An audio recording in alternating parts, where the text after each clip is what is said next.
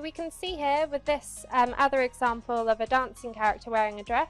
that we get some really nice results right away using the same setup method. で今こちらはですね、ちょっと違う例ですけども、ドレスを着てダンスをしているキャラクターを例にですね、ちょっとターゲットについて紹介していきたいと思います。However, you will notice that the neckline starts to slip and slide from the body. これよく見るとですね、背中の部分の首の周りの衣服がですね、少しですね、ずれていっていくのがですね、わかると思います。滑ってる感じですね。So we can use a method called targeting to make this area not slip and to better follow the motion of the character. この際にですね、ターゲティングという方法を使いまして、この部分をですね、滑らないようにして、キャラクターのモーションに通じさせることができます。And after we've set up our targeting for the character, notice how afterwards the neckline no longer slips. この右側が今ターゲティングがしている方ですけども、こちらの方でですね、クロスが滑ってないのがわかると思います。So the steps for targeting, we would create and paint a new attribute, this time called target stiffness.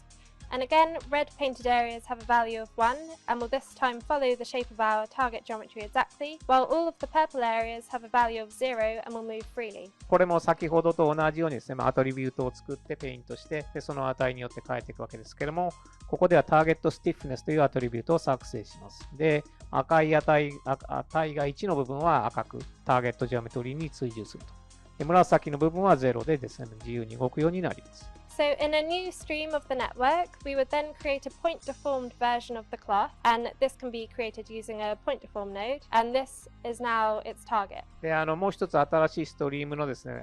としてクロスをですね、ポイントデフォームで作っていきます。And take note that the mesh only needs to look good in the red painted areas that you painted on your target stiffness attribute earlier. ターゲットスティフネスをペイントした赤い部分だけですね、良くなっている必要があるということですね。We'd then create a pin to target constraint type after the regular cloth constraint setup. 通常のクロスコンストレイントの後にピンとターゲットコンストレイントタイプを作成します。And similar to cleaning our animation mesh before, we can override the stretch stiffness with our newly created attribute target stiffness. その後にストレッチスティフネスをですね、ターゲットスティフネスと今作ったものでオーバーライドするということになります。We'd then create a Vellum solver and point the target path to our point deform target under the advanced tab. その次にですね、ベラームソルバーを作成して、ターゲットパスをですね、アドバンスのタブの下でですね、パスで設定していきます。And here is what our network view would look like. で、これがその時のネットワークビューの様子です。So in the top left, we have our object merge bringing in our rest dress from our draped geometry. 左側にこのポイントを変形したターゲットがありまして、In the top right, we have an object merge bringing in our character animation. ちょっとすみません、最初これですね、一番上がそれでして、2番目がオブジェクトマージで持ってきたアニメーションですね。And then we'd have our point deformed target, which we're creating using our point deform node. で、その次はポイントを変形したターゲットで、And then we're creating a new attribute and we're painting it. その次がペイントしたアトリビュートの部分が今、右側に出てる丸のところ。And then we're giving the entire geometry cloth constraints and creating a pin to target constraint with an override for the pin attribute. で、その次の黄色いところがですね、ベラムクロスのピンとターゲットとのコンストレイントになっていて、これで値をオーバーライドしたりしています。We'd then link the target in the Vellum solver under the advanced tab. その次にソルバーでですね、ソップターゲットをリンクしていまして、And we'd use a Vellum IO, which acts as a file cache to cache out the simulation. で、最後にベラム IO ノードを使ってですね、キャッシュして出力するということになります。And finally, we can here use a Vellum post process node, and this time we can smooth the mesh and extrude by thickness. その後にポストプロセスノードをつないでですね、メッシュをスムーズにしたり、厚みを与えたりすることができます。So there are some key parameters for Vellum cloth that are really useful to recognize before setting up your scene. So the new default mass value for Vellum cloth constraints is set to calculate varying, which means that each point can have a different mass depending on how much area of the cloth it represents. ベラムクロスのですね、パラメータを設定する場合にはですね、ほとんどの場合、どういう素材を作りたいか、どういう布素材を作りたいかということによります。それをするにあたってですね、いろんな、ガイドラインがあって、で、今ここに書いてあるのがそれになるわけですが、ちょっと一つずついきますと、まず最初にそのベラムコンフィギュアクロスの中で、マスという設定があるんですけども、これはトグルで、ここでそれがカリキュレートバリングという値になっているとですね、各クロスジェオメトリー上の頂点がどのくらいの布の上での面積を占めるかということによってですね、質量が変化するようになっています。And by specifying a value in the density parameter, it gives the entire piece of cloth or any given sub-area of it the same mass across different resolutions. And this in turn makes the bend stiffness much more consistent across resolutions as well. そこにですね、今度はデンシティというパラメータで値を設定すると、今度は解像度に無関係にですね、デンシティ、つまり密度が設定されるわけですね。そうするとですね、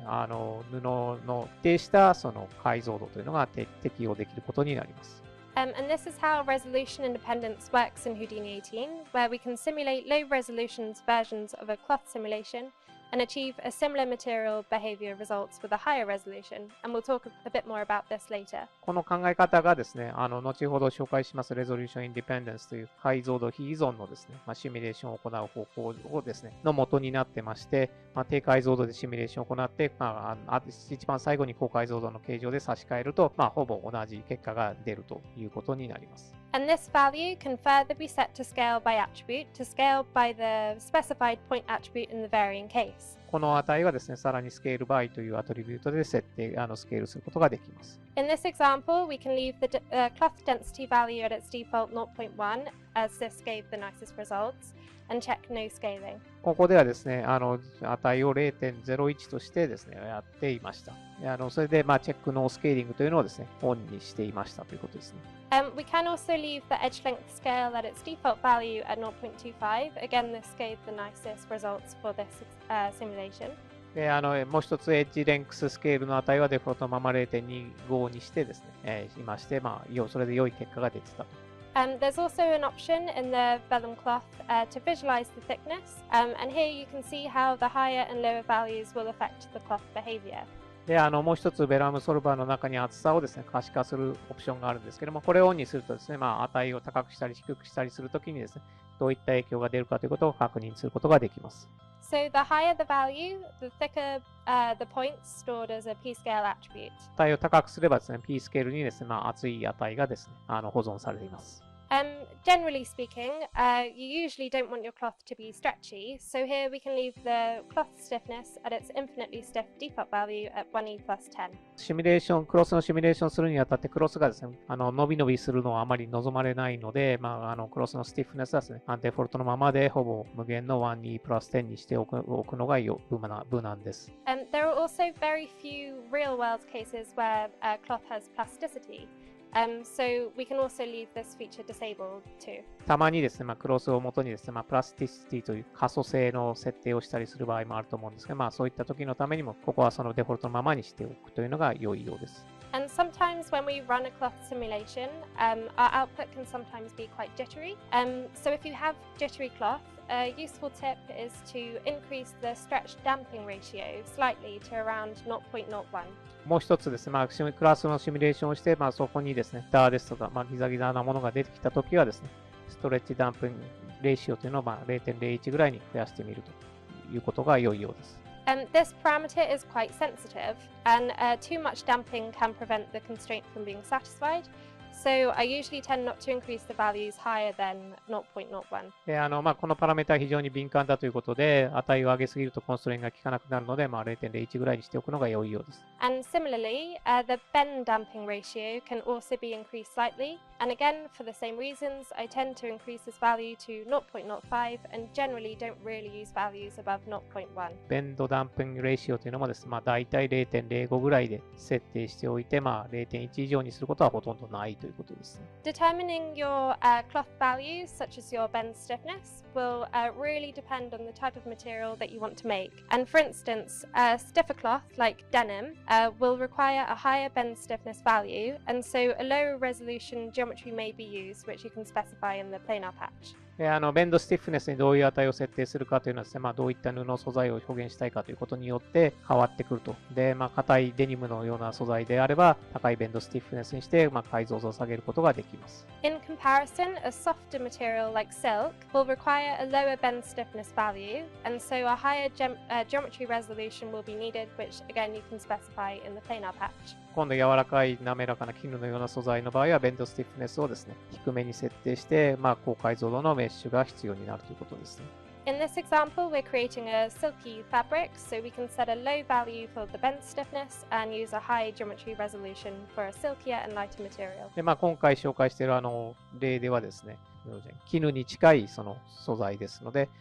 非常に低いベンドスティフネスと、それから高い解像度が必要です。And here are the key parameters highlighted. So these are the ones that you'll see when you configure your vellum cloth constraints. で、ここで今、オレンジでハイライトしているものはですね、使っていたパラメータの部分で、この辺をですね、注意しながらですね、設定していくのがいいようです。So once solved, the result will be a freely simulated and moving geometry in all of the purple painted areas of the mesh that we created earlier, and all of the red painted areas will match the movements of the target geometry exactly, and so keeping its shape. 先ほどの設定の通りですね、紫でになっていた部分はですね、自由に動くジオメトリーで赤くペイントしたところはターゲットになったジオメトリーと一緒に動くということで、その首周りですとか、ベルトのところですとか、そういったところは固定されたような状態になるわけですね。You also notice that using the bend stiffness at a low value, we've created this silky light looking material. でもう一つはベンドスティフネスを低くしたことによって、よりその絹のようなですね、布の結果をですね、得ることができます。Okay, so to talk about resolution independence. 次にレゾリューションインディペンデンスという解像度比依存について紹介していきたいと思います。Okay, so resolution independence for cloth in Houdini 18 is a look development workflow technique which is particularly helpful in the design and development stages of a cloth simulation. このレゾリューションインディペンデンスね、Houdini 18から搭載された機能でして、クロスシミュレーションのデザイン段階でのそのルック開発のワークフローの手法です。So it basically allows you to run a test simulation on a lower resolution version of your cloth geometry to determine the behavior you want, with the assurance that once translated across to your higher resolution mesh, the behavior will be subjectively similar. これの利点としましてはですね、シミュレーションをですね、最初低解像度のジオメトリーで始めて、そこで挙動を決定した後にですね、最後に高解像度のジオメトリーで差し替えてですね、全体的な挙動は同じで細かいディテールが増えるというような形にすることができる手法です。And again, as I briefly mentioned before, this has been made possible in Houdini 18 by introducing a way to auto-compute mass based on the area of a triangle. So you can specify a density for the cloth, and when you give the cloth more points, it will retain the same overall mass. 理由はですね、Houdini 18でその三角形の面積によって、その各ポイント単位で保持するその質量がですね、自動的に計算されるということになり、で、その結果、クロスの頂点数が増えたとしてもですね、全体的な質量が一定になるからです。And in turn, this makes the bend stiffness much more consistent across different resolutions, and so achieving subjectively similar behavior results. で、これによってですね、ベンドスティフネスが、の一貫性が向上して、解像度に無関係にですね、クロスシミュレーションの見た目がですね、主観的に同じになるということです。So this means that while you're testing and tweaking your vellum settings and your different constraint types, you can get fast feedback while using the lower resolution version of your planar patch. And once you're happy with the overall behavior, you can simply plug in your higher resolution mesh into the workflow, and this will achieve the final result. これによって、そのベラムの設定ですとか、シミュレーションの設定ですね、そういったものを低解像度のメッシュで何度も、素早くですね、フィードバックを得ながら満足するまで微調整を行いまして、で全体的な挙動に満足したらですね、最後に高解像度のメッシュに差し替えるということができます。So here, just as an example, we can run tests on lower resolution versions for faster feedback. で、最初にその低解像度で素早くフィードバックを得ながらで、テストを行うと。And then finally, we can plug in our higher resolution mesh for the final result. で、最後に高解像度のメッシュに差し替えて、それで最終的なシミュレーションにするということになります。So the second feature new to Houdini 18, which we can talk about, is velocity blending. 最後になりますけども、Houdini 18の新機能で、ベロシティブレンディングというのがありまして、こちらの方を紹介したいと思います。So we can see here that velocity blending is disabled on the left and it's enabled on the right. これ左側がそのベロシティブレンディングをオフにしたもので、右側がですね、ベロシティブレンディングをオンにした状態です。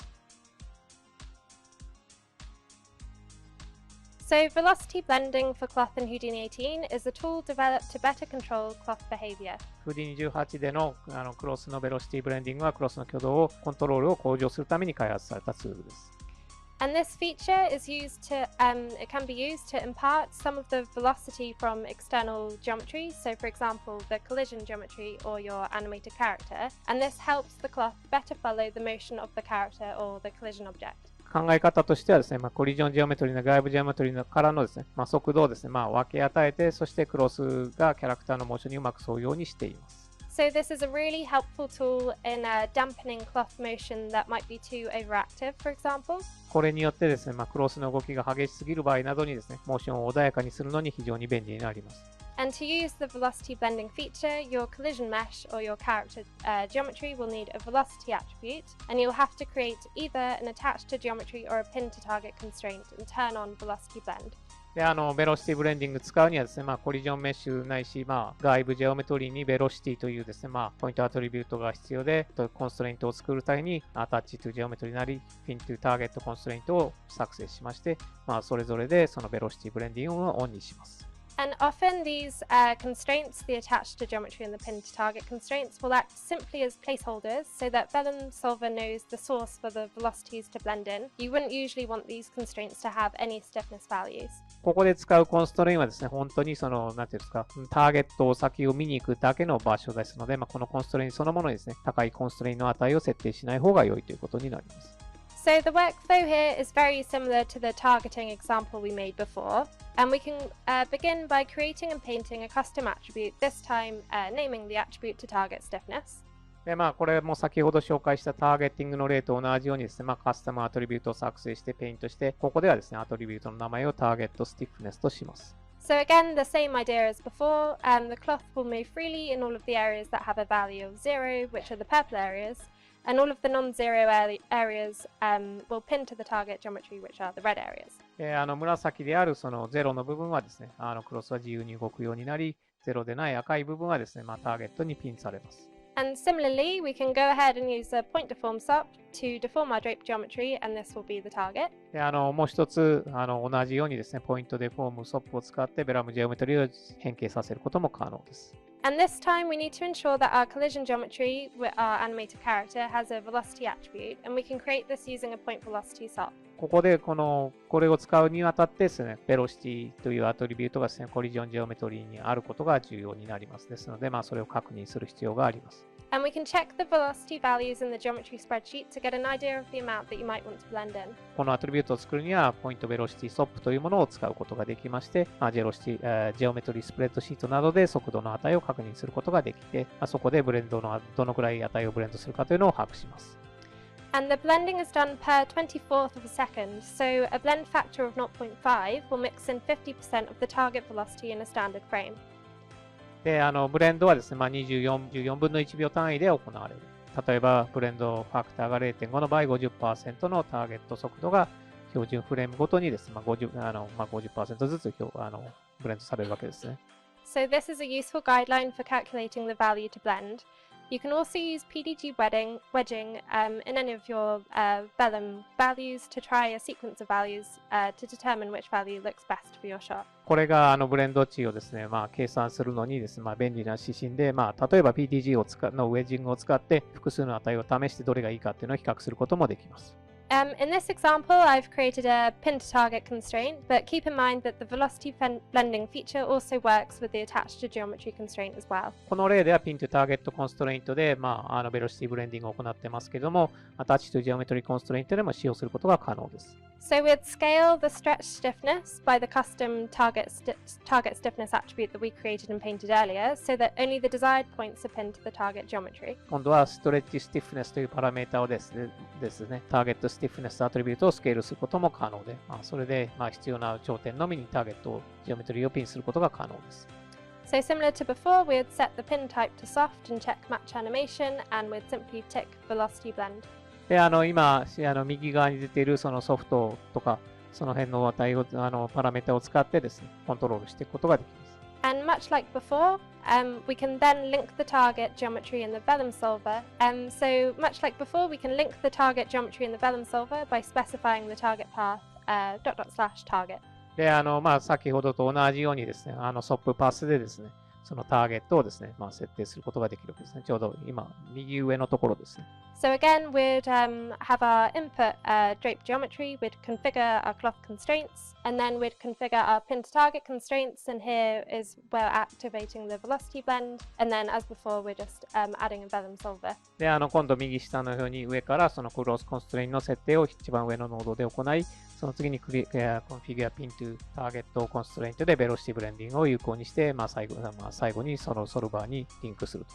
いう形、ソルバーでリンクする、ターゲットにリンクするという形になります。And here again, just to demonstrate, this is our velocity blending off and our velocity blending on. 左が、ベロシティブレンディングがオフで、右がオンでした。Great, so just as an overview for part one, we looked at vellum cloth, and we began by looking at starting a shot and your typical workflow techniques, the different constraint types that you can use, resolution independence, and velocity blending. これが、パート1のですね、まとめとなりますけども、まず、ショットを開始し、どのようにショットを開始するか、それからどういったワークフローテクニックがあるかということ、それから異なるコンストレインのタイプ、それでレゾリューションインディペンデンスという解像度非依存性とベロシティブレンディングに関して紹介しました。